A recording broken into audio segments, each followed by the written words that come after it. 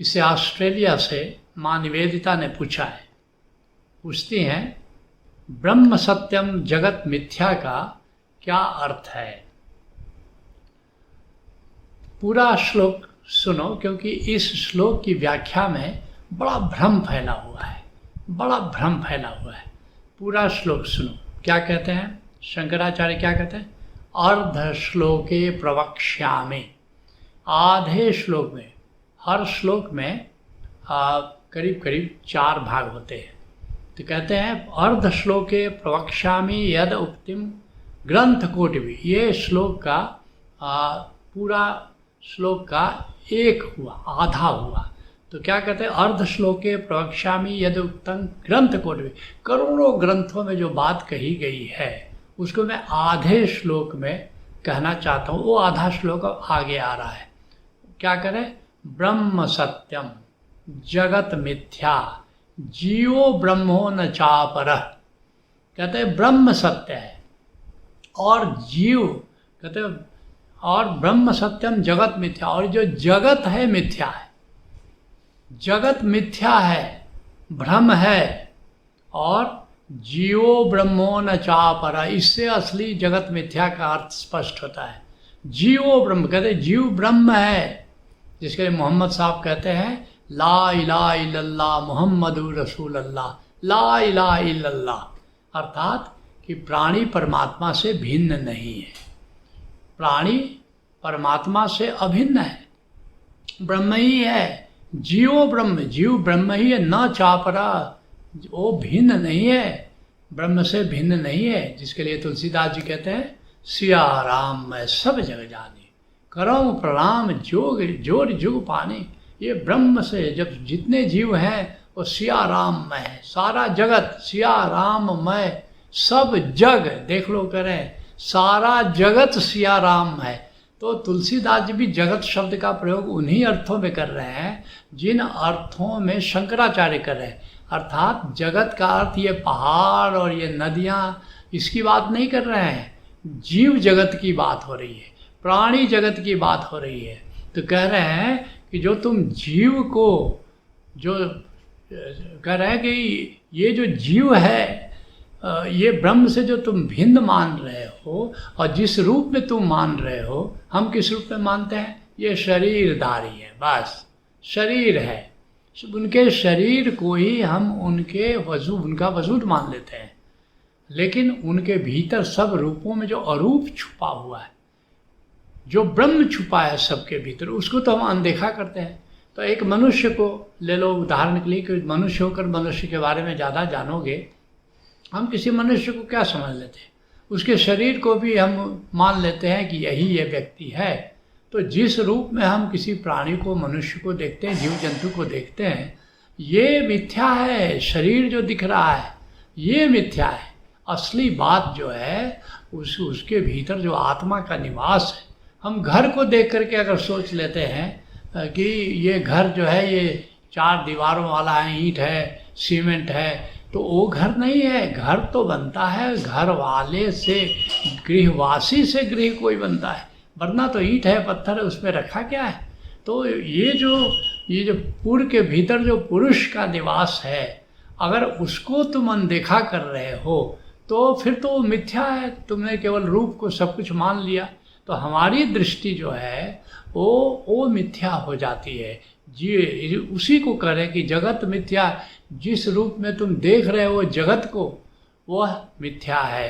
तो वास्तव में ये जो मिथ्या तब तक देखते हैं जब तक उसके भीतर हमको आत्मा का ज्ञान नहीं होता। जब इस जगत को भी हम, ये आकाश, जैसे आकाश को हमने जड़ मान लिया, तो जड़ मान लिया तो ये जड़ जगत मिथ्या है। आकाश जड़ नहीं है, आकाश जड़ नहीं है। ये जो आकाश है, अगर एक ओशो कहते हैं जिस दिन आकाश की चेतनता को जानोगे उसी दिन परमात्मा को पहचानोगे। ये आकाश तो चेतन है, लेकिन हमने इसको जड़ मान लिया। अगर जड़ मान लिया तो ये मिथ्या है। फिर नहीं, ये तो ब्रह्म है। इसके लिए एक गज़ल में कभी हमने लिखा था, मेरे मुर्शिद ने कहा सिद्धार्थ सुन, आसमां खुद है खुदा हम क्या करें, दिया के नीचे अंधेरा क्या करें, या खुदा तू ही बता हम क्या करें। तो वास्तव में ये जो आकाश है, इसलिए अब आओ जानते हैं ब्रह्म क्या है। ब्रह्म क्या है? ये जो आकाश है ये चेतन है और यही ब्रह्म है। और कैसा है ये ब्रह्म? कैसा है? वो अलग है। जगत को तुम देख सकते हो लेकिन तुम ब्रह्म को देख नहीं सकते हो, इन आँखों से तो नहीं देख सकते हो, अलग है। और कैसा है? गोरखनाथ कहते हैं अलग है, निरंजन है, वो रंगहीन है। अब एक तो अलग है, पारदर्शी है, ऊपर से रंगहीन है। अब देखोगे तो कैसे देखोगे? वो तो दिखाई नहीं पड़ता है, जो दिखाई पड़ता है वो सत्य नहीं है। और क्या कैसा है? अचल है। सारा जगत, जिस जगत से तुम परिचित है वो तो सब मूव कर रहा है, सब चलायमान है, सब गतिमान है, लेकिन वास्तव में ब्रह्म गतिमान नहीं है, ब्रह्म अचल है। और कैसा है? सत है, चित है, आनंद है, सत है, वो शाश्वत है। जिस जगत से तुम परिचित हो रहे हो वह तो शाश्वत नहीं है, वो तो परिवर्तनशील है, आज है कल नहीं है, क्षण क्षण उसका रूप बदल रहा है, केवल स्थान ही उसका नहीं बदल रहा है, उसका रूप भी बदल रहा है।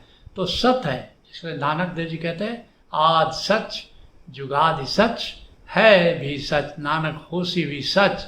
और कैसा है? चित्त है, चैतन्य है, वो जड़ नहीं है, और वो सर्वज्ञ है, वो सर्वज्ञ है। ये आकाश, ये सर्वज्ञ, ये सब जानता है, हमारे भीतर हमारे बाहर इतना संवेदनशील है कि वो सब जानता है।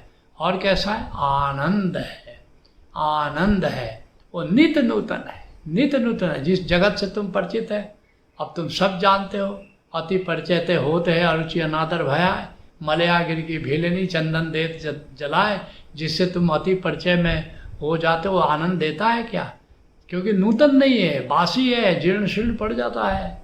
लेकिन परमात्मा जो है, ब्रह्म जो है, वो नित्य नूतन है, इसलिए तो आनंदमय है। और कैसा है?